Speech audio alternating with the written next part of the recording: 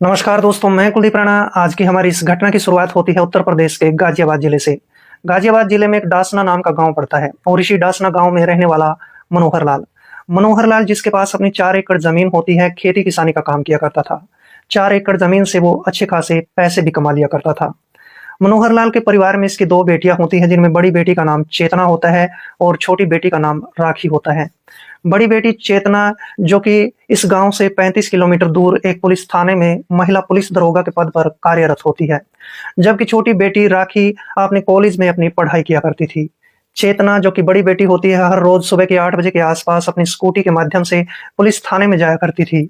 दिन भर ड्यूटी करती थी, ड्यूटी करने के बाद अपने घर पर आ जाया करती थी। दूसरी तरफ छोटी बेटी राखी भी 9:30 बजे के आसपास अपने घर से निकलती थी और दिन भर कॉलेज में पढ़ाई करने के बाद अपने घर पर आ जाया करती थी। दोनों बेटियां संस्कारी होती हैं, दोनों बेटियां मेहनती भी होती हैं। दूसरी तरफ मनोहर लाल अब सोचने लगता है कि उसकी दोनों बेटियां जवान हो चुकी हैं, बड़ी हो चुकी हैं। 1-2 साल गुजरने के बाद वह उन दोनों बेटियों की धूमधाम से शादी भी कर देगा और इस तरह से मनोहर लाल अब अपनी बड़ी बेटी चेतना के लिए कोई लड़का देखना शुरू कर देता है।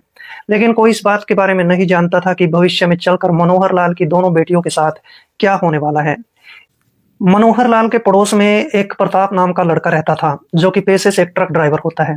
वह हमेशा ट्रक चलाया करता था। ट्रक चलाकर जितने भी पैसे कमाया करता था, उन सारे पैसों को वो नशे में उड़ा दिया करता था। प्रताप एक ऐसा व्यक्ति होता है जो कि नाड़े का ढीला होता है।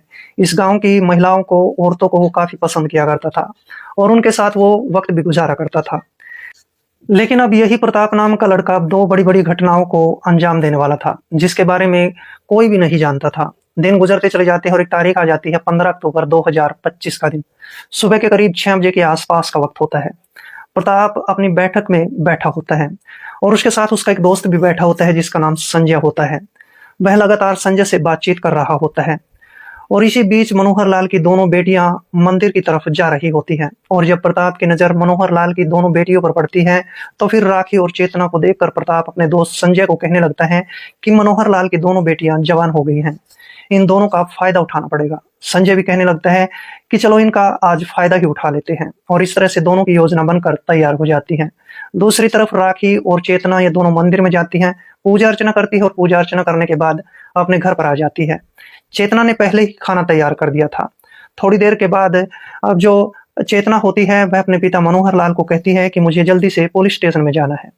चेतना खाना खाने के बाद अपनी स्कूटी के माध्यम से पुलिस स्टेशन के लिए निकल पड़ती है और आधे पौने घंटे का वक्त गुजरने के बाद राखी भी अपने घर से अपने कॉलेज में जाने के लिए निकल पड़ती है।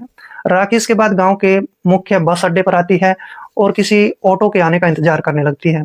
लेकिन आज सारी ऑटो रिक्शा पहले ही निकल चुकी होती है और इस तरह से जैसे वो ऑटो रिक्शा का लगातार इंतजार करती रहती है, तो फिर सोचने लगती है कि मैं लेट हो सकती हूँ, क्यों ना मुझे पैदल चलना चाहिए। और इस तरह से ये लड़की राखी अब पैदल चलना शुरू कर देती है। लेकिन थोड़ी देर के बाद जो प्रताप नाम का ट्रक ड्राइवर होता है, वो अपनी मोटरसाइकिल लेकर इस लड़की के पीछे पीछे आ जाता है और फिर इस लड़की राखी को कहने लगता है कि मैं शहर की तरफ जा रहा हूँ, तुम मेरी मोटरसाइकिल पर बैठ जाओ और मैं तुम्हें तुम्हारे कॉलेज तक छोड़ दूंगा। ये लड़की राखी इस लड़के को जानती थी। राखी जानती थी कि ये हमारे गांव का ही लड़का है और इस तरह से विश्वास करके राखी अब इसकी मोटरसाइकिल पर बैठ जाती है और फिर इसके बाद प्रताप अपनी मोटरसाइकिल को चलाना शुरू कर देता है। लगभग आधा किलोमीटर का सफर तय हो चुका होता है। इसके बाद ये प्रताप इस लड़की राखी के साथ कुछ गलत हरकतें करना शुरू कर देता है और जैसे ये गलत हरकतें की जाती हैं, तो लड़की सोचने लगती है कि ये लड़का तो मेरे साथ कुछ गलत हरकतें कर रहा है। तभी राखी कहने लगती है कि मोटरसाइकिल को यहीं पर रोक दो।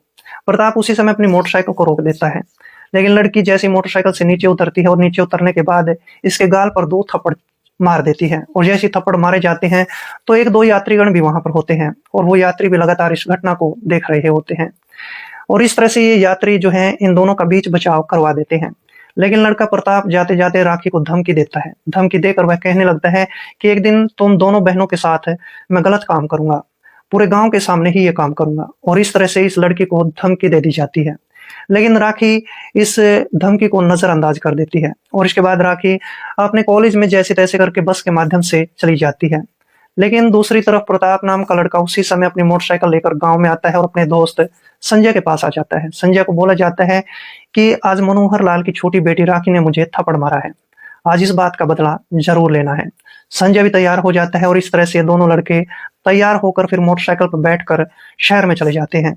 राखी के कॉलेज के सामने जाकर उसके कॉलेज की छुट्टी होने का इंतजार करने लग जाते हैं। कई घंटों का वक्त गुजर जाता है और जैसे ही कॉलेज की छुट्टी होती है तो फिर इसके बाद ये दोनों लड़के इस लड़की पर नजर रख रहे होते हैं। राखी जैसी कॉलेज की छुट्टी होती है तो कॉलेज से बाहर निकलती है और बस पकड़ लेती है, लेकिन दोनों लड़के बस का लगातार पीछा करते रहते हैं। लेकिन जैसे 30 से 40 मिनट का वक्त गुजर जाता है तो ये बस गांव के मुख्य बस अड्डे पर पहुंच जाती है और जैसी बस रुकती है तो ये लड़की राखी इस बस से नीचे उतर जाती है और फिर राखी किसी ऑटो रिक्शा के आने का इंतजार करना शुरू कर देती है। लगभग 10 से 15 मिनट तक ऑटो रिक्शा के आने का इंतजार किया जाता है, लेकिन कोई भी ऑटो रिक्शा नहीं आती है और इस तरह से लड़की राखी अब सोचने लगती है कि गांव यहाँ से 1.5 किलोमीटर की दूरी पर है, क्यों ना मुझे गांव में पैदल चलना चाहिए। और इस तरह से लड़की राखी पैदल ही चल पड़ती है। लगभग आधी किलोमीटर का सफर तय कर लिया जाता है। दूसरी तरफ लड़के संजय और प्रताप ये दोनों इसका पीछा लगातार कर रहे होते हैं और फिर जैसे ही लड़की सुनसान इलाके में पहुंचती है, सुनसान सड़क पर पहुंचती है, तो ये लड़के दोनों ही मोटरसाइकिल लेकर इस लड़की के पास चले जाते हैं और फिर इसके बाद इस लड़की को सड़क पर ही पकड़ लिया जाता है। लड़का संजय इसकी गर्दन पर चाकू रखता है और राखी को बोला जाता है कि अगर तूने चिल्लाने की जरा सी भी कोशिश की तो फिर मैं तुम्हारी गर्दन काट दूंगा। और इसके बाद ये लड़की को लेकर खेत के अंदर चले जाते हैं। खेत में जाने के बाद संजय और इसका दोस्त प्रताप इस लड़की का दुपट्टा छीन लेते हैं और फिर उसी दुपट्टे के साथ इसके हाथ पैर बांध दिए जाते हैं। इसके बाद संजय अपनी जेब से रुमाल निकालता है और इस लड़की के मुंह पर अपना रुमाल बांध देता है और फिर इस लड़की को घसीट कर कमरे के अंदर भी ले जाया जाता है, क्योंकि इस खेत के अंदर एक टूटा फूटा कमरा बना होता है और कमरे में जाने के बाद ये दोनों लड़के बारी बारी से इस लड़की के साथ गलत काम करना शुरू कर देते हैं और ये गलत काम तब तक किया जाता है जब तक प्रताप और संजय का मन खुश नहीं हो जाता है। और जैसे ही प्रताप और संजय का मन खुश हो जाता है तो फिर इस लड़की को धमकी दी जाती है कि अगर तुमने ये बात किसी को भी बताने की कोशिश की तो हम तुम्हारे पूरे परिवार को जान से मार देंगे। ये लड़का प्रताप इसको धमकी देता है कि मेरे तो कोई भी आगे पीछे नहीं है, लेकिन मैं तुम्हारे सारे परिवार को खत्म कर दूंगा। और इस तरह से लड़की राखी डर जाती है, सहम जाती है और फिर इस लड़की को छोड़ दिया जाता है। इस तरह से ये दोनों ही लड़के प्रताप और संजय अपनी मोटरसाइकिल लेकर गांव में आ जाते हैं। दूसरी तरफ जैसे तैसे करके लड़की राखी अपने घर पर चली जाती है, लेकिन घर पर जाने के बाद राखी ना तो ये बात अपने पिता मनोहर लाल से बताती है और ना ही अपनी बड़ी बहन चेतना को बताती है, क्योंकि लड़की सोचने लगती है कि अगर ये बात इन दोनों को बता दी तो हो सकता है कि ये दोनों लड़के हमारे पूरे परिवार को खत्म ना कर दे। इस बात को लेकर ये लड़की राखी काफी डर जाती है और राखी की सबसे बड़ी गलती यही होती है, सबसे बड़ी यही भूल हो जाती है। लेकिन राखी नहीं जानती थी कि आगे चलकर राखी की बहन चेतना के साथ भी यही काम होने वाला था। और इस तरीके से 4-5 दिनों का वक्त गुजर जाता है। इन 4-5 दिनों के दौरान लड़की राखी लगातार अपने कॉलेज में जाती रहती है, लेकिन दूसरी तरफ प्रताप और संजय दोनों ट्रक ड्राइवर सोचने लग जाते हैं कि लड़की राखी ने अपने घर पर किसी को भी कुछ भी नहीं बताया है। अब इसके बाद प्रताप और संजय दोनों चेतना का फायदा उठाने के बारे में सोचने लग जाते हैं और इस तरह से तारीख आ जाती है 20 अक्टूबर 2025 का दिन। सुबह के करीब 9 बजे के आसपास चेतना अपने घर से अपनी स्कूटी लेकर बाहर निकलती है और लड़का प्रताप अपनी बैठक के अंदर बैठा होता है। उसका दोस्त संजय भी उसके पास बैठा होता है। जैसे इन दोनों दोस्तों की नजर चेतना पर पड़ती है तो फिर प्रताप संजय को कहने लगता है कि चलो आज राखी की बड़ी बहन चेतना का फायदा उठाते हैं। दोनों दोस्तों की योजना बनकर तैयार हो जाती है और इसके बाद चेतना अपनी स्कूटी लेकर अपने पुलिस थाने की तरफ चल पड़ती है। पूरा दिन गुजरने का इंतजार किया जाता है। लड़का प्रताप और संजय सोचने लगते हैं कि जैसे ही ये लड़की रात के समय गांव के अंदर प्रवेश करेगी तो उसी समय इसके साथ वही काम किया जाएगा। और जैसे पूरा दिन गुजर जाता है तो करीब रात के 7:30-8 बजे के आसपास का वक्त होता है। लड़की चेतना अपने पुलिस थाने से अपनी स्कूटी लेकर बाहर निकलती है। लगभग 40 से 45 मिनट का वक्त गुजरने के बाद ये लड़की चेतना देवी अपने गांव के मुख्य बस अड्डे पर आ जाती है। इनके गांव में एक ही सड़क आती थी और इसी सड़क से हर रोज चेतना का आना जाना होता था। दूसरी तरफ प्रताप और संजय लगातार इस लड़की का पीछा कर रहे होते हैं, इस पर नजर रख रहे होते हैं। और जैसे ही लड़की सड़क पर अपनी स्कूटी लेकर जा रही होती है तो फिर ये दोनों लड़के इसका पीछा करते हुए इसकी स्कूटी के सामने अपनी मोटरसाइकिल को रोक देते हैं। और जैसी लड़की इस स्कूटी से नीचे उतरती है तो फिर इन दोनों लड़कों को पूछने लग जाती है कि तुमने मेरी स्कूटी का रास्ता क्यों रोका है। तभी प्रताप और संजय कहने लगते हैं कि हमारी मोटरसाइकिल का तेल खत्म हो चुका है, इसी वजह से हमने तुम्हारा रास्ता रोका है। लेकिन जैसे ही चेतना इस स्कूटी से नीचे उतरती है तो फिर इसके बाद प्रताप इस चेतना की गर्दन पर चाकू रख लेता है। और जैसे चाकू रखा जाता है तो इसके बाद लड़की को धमकी दी जाती है कि अगर तुमने चिल्लाने की जरा सी भी कोशिश की तो फिर हम तुम्हारा गला काट देंगे। और इसके बाद ये लड़की जो चेतना होती है काफी डर जाती है, काफी सहम जाती है। दूर दूर तक आज कोई भी नहीं होता है और इसके बाद ये दोनों लड़के इस लड़की चेतना को कहने लगते हैं कि जल्दी से हमारी मोटरसाइकिल पर बैठ जाओ। चेतना डर जाती है, सहम जाती है और इसके बाद ये दोनों लड़के इस लड़की को मोटरसाइकिल पर बैठाते हैं। मोटरसाइकिल पर बैठाने के बाद इस लड़की को खेत में ले जाते हैं। खेत में ले जाने के बाद इस लड़की के हाथ पैर तक बांध दिए जाते हैं और इसके मुंह पर भी कपड़ा बांध दिया जाता है। और प्रताप और संजय, ये दोनों ट्रक ड्राइवर, इस पुलिस वाली चेतना के साथ गलत काम करना शुरू कर देते हैं। और दोनों ही लड़के इस लड़की के साथ गलत काम तब तक करते हैं जब तक दोनों का मन शांत नहीं हो जाता है, दोनों के मन को खुशी नहीं मिल जाती है। और जैसे ही प्रताप और संजय का ये काम खत्म हो जाता है तो इसके बाद इस लड़की को भी धमकी दी जाती है। प्रताप और संजय कहने लगते हैं कि हम दोनों के आगे पीछे कोई भी नहीं है, हम तुम्हारे पूरे परिवार को खत्म कर देंगे अगर तुमने ये बात किसी को भी बताने की कोशिश की। और इस तरह से यहाँ पर चेतना को भी डरा दिया जाता है, धमका दिया जाता है। और जैसे इन दोनों लड़कों का ये काम खत्म हो जाता है तो इस लड़की को इसकी स्कूटी तक भी छोड़ कर आते हैं और फिर दोनों ही लड़के यहाँ से फरार हो जाते हैं। चेतना जैसे तैसे करके अपनी स्कूटी लेकर गांव में पहुंचती है, घर पर पहुंचती है। घर पर पहुंचने के बाद ना तो अपने पिता मनोहर लाल को कुछ बताती है और ना ही अपनी छोटी बहन राखी को कुछ बताती है। दोनों बहनें लगातार यही गलती करती चली जाती हैं। राखी और चेतना दोनों बहनें इस बात के बारे में सोचने लग जाती है कि अगर ये बात किसी को भी पता चल गई तो हमारे पिता मनोहर लाल की बहुत बदनामी हो जाएगी। और इसी वजह से दोनों बहनें खामोश रह जाती हैं, दोनों चुप रह जाती है। लेकिन दोनों बहनें नहीं जानती थी कि आगे भविष्य में चलकर इससे भी बहुत भयानक हादसा इन दोनों के साथ होने वाला था। दिन गुजरते चले जाते हैं और एक तारीख आ जाती है, 30 अक्टूबर 2025 का दिन। सुबह के करीब 9 बजे के आसपास चेतना अपने पुलिस थाने में चली जाती है। लगभग 20 मिनट का वक्त गुजरने के बाद मनोहर लाल अपने खेत की तरफ चला जाता है। लेकिन आज बेटी राखी अपने कॉलेज में नहीं जाती है। और जैसे ही इस बात के बारे में प्रताप और संजय को पता चलता है कि आज राखी अपने कॉलेज में नहीं गई है तो फिर प्रताप और संजय दोनों बैठक में बैठकर काफी देर तक नशा करते हैं। और जैसे ही दोनों लड़कों को नशा हो जाता है तो इसके बाद प्रताप कहने लगता है कि मनोहर लाल तो खेत में चला गया है और उसकी बड़ी बेटी चेतना अपने पुलिस थाने में चली गई है और लड़की जो राखी है वो अपने घर पर अकेली है। चलो आज उसका घर पर ही फायदा उठाते हैं, क्योंकि दोनों लड़कों को इन दोनों बहनों की कमजोरी के बारे में पता चल चुका था। दोनों सोचने लगते हैं कि ये दोनों ही लड़कियां ना तो किसी को इस बारे में बताएंगी और ना ही कुछ करने वाली है। और इस तरह से प्रताप और जो इसका दोस्त संजय होता है, दोनों अपनी बैठक से बाहर निकलते हैं। मौका पाते ही अब राखी के घर का दरवाजा खटखटाया जाता है।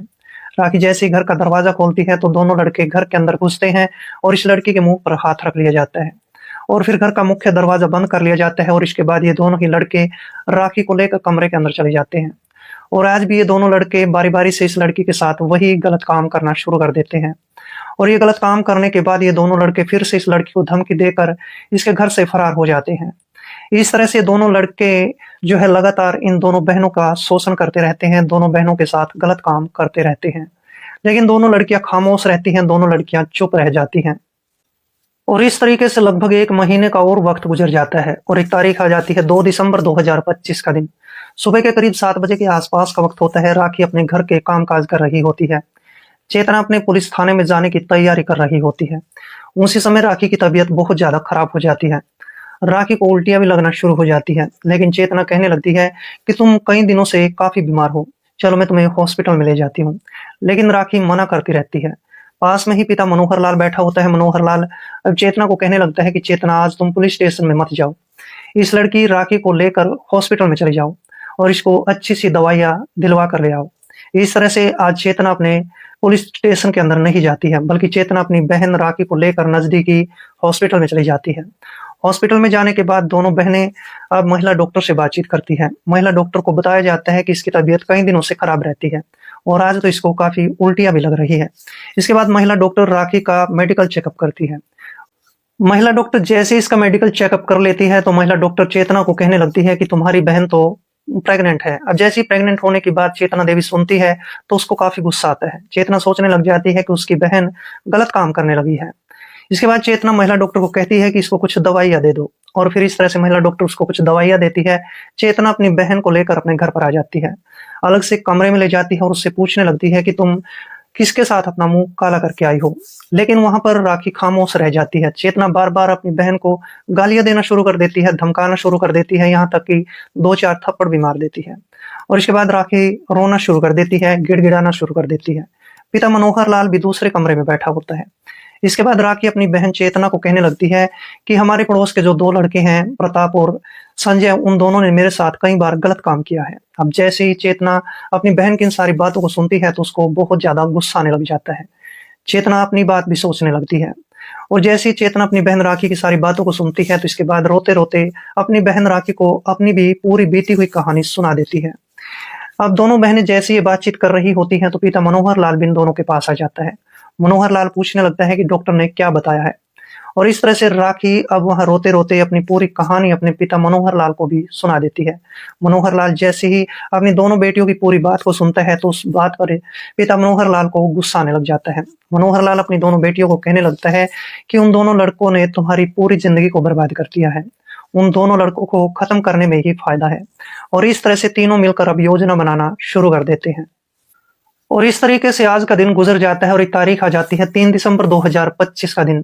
रात के करीब 7 बजे के आसपास का वक्त होता है। मनोहर लाल अपने घर से बाहर निकलता है। काफी जगह प्रताप और संजय को तलाशता रहता है, लेकिन जैसे ही मनोहर लाल प्रताप और संजय की बैठक में जाकर देखता है तो संजय और प्रताप दोनों बैठकर नशा कर रहे होते हैं।